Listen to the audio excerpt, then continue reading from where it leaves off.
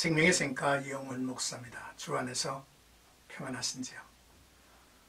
오늘은 1월 19일 금요일입니다. 샘가에서는 야고보서를 묵상하는데 2장 10절에서 13절까지 긍휼이라고 하는 주제입니다.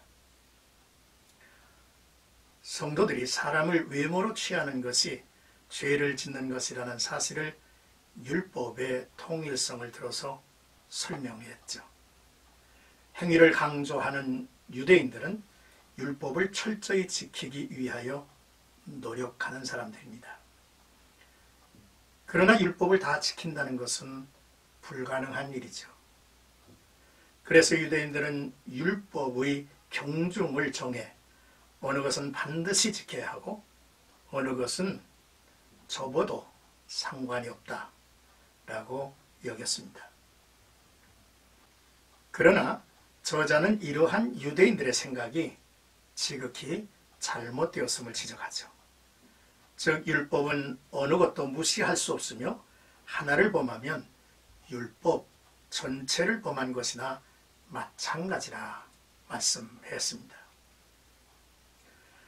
자유의 율법, 사랑의 계명은 내가 너희를 사랑한 것 같이 너희도 서로 사랑하라 라는 긍휼의 법이라고 하는 사실을 유대인들은 배워야만 했습니다.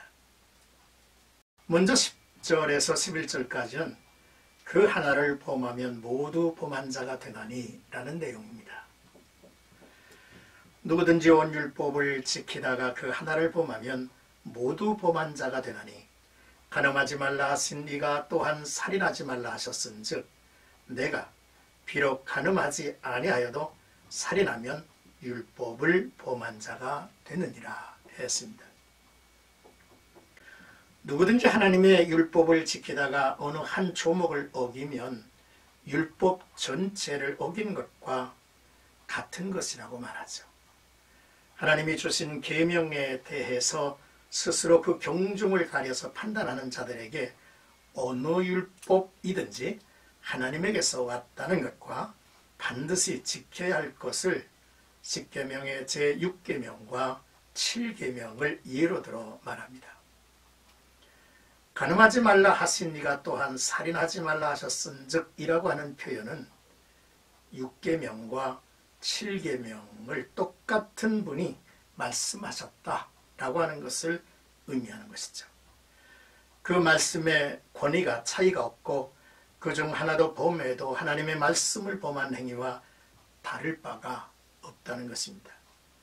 특별히 여기서 6과 7계명을 언급한 것은 사람을 차별하여 미워하는 것이 곧 살인과 같은 죄악임을 강조하기 위함이라고 하는 그 의미가 담겨 있을 것입니다.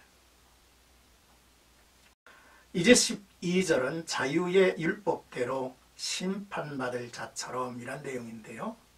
너희는 자유의 율법대로 심판받을 자처럼 말도 하고 행하기도 하라 했습니다.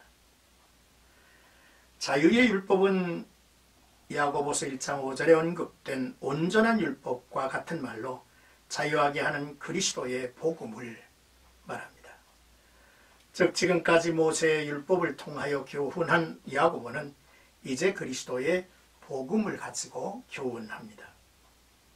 예수 그리스도께서 율법의 저주를 대신 받으시고 우리를 자유하게 하셨습니다. 그는 우리를 모세의 율법에서 해방하셨고 자유케 하신 그리스도의 법, 그리스도 안에 속한 자가 되게 하셨습니다.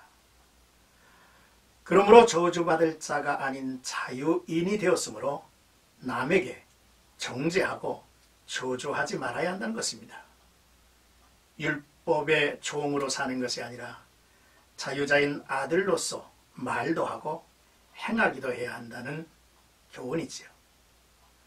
자유의 법은 사람들을 속박하고 구속하는 것이 아니라 사랑 안에서 은혜와 긍휼로 인도해내는 법입니다. 그러므로 그리스도인들은 항상 경계하여 장차 다가올 그리스도의 심판대 앞에서 심판받을 자처럼 말을 하고 행하여야 합니다. 성도들이 자유케 되었으므로 율법을 안 지켜도 된다는 말이 아니죠. 자유와 방종은 구분되어야 하는 말입니다. 끝으로 13절 긍휼 없는 심판이 있으리라 라고 하는 경고인데요. 긍휼을 행하지 아니하는 자에게는 긍휼 없는 심판이 있으리라. 긍휼은 심판을 이기고 자랑하느니라 하셨습니다. 이미 언급한 바와 같이 하나님의 긍휼하심을 입은 자들은 그들이 하나님의 긍휼하심을 입었음을 증명할 수 있도록 살아야죠. 만일 형제를 판단하고 차별하는 행위, 긍휼을 베풀지 않고 무자비하게 대한다면 그는 하나님의 긍휼하심을 받은 자라 할 수 없을 것입니다. 그는 결국 율법을 고의로 어긴 죄로 인해서 하나님의 긍휼을 얻지 못하고 율법의 혹독한 심판을 받게 될 것입니다. 긍휼은 심판을 이기고 자랑하느니라 했죠. 성도들이 긍휼을 행하는 것은 그가 하나님께 속했다는 증거입니다. 따라서 그는 하나님의 심판을 두려워하지 않게 되며 기쁨을 누리는 자가 될 것입니다. 사랑하는 생각가족 여러분, 우리는 심판의 날에 심판을 이기고 자랑하는 자가 되어야 할 것입니다.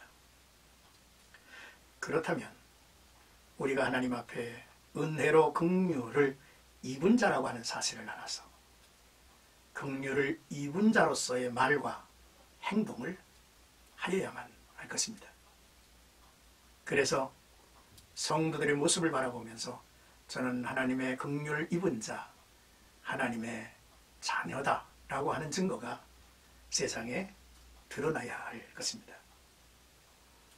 오늘도 나와 여러분들의 삶 속에 그리스도의 사랑, 그리스도의 긍휼을 입은 자로서 사방의 긍휼을 베풀고 사는 나와 여러분들이 되기를 주님의 이름으로 축복합니다.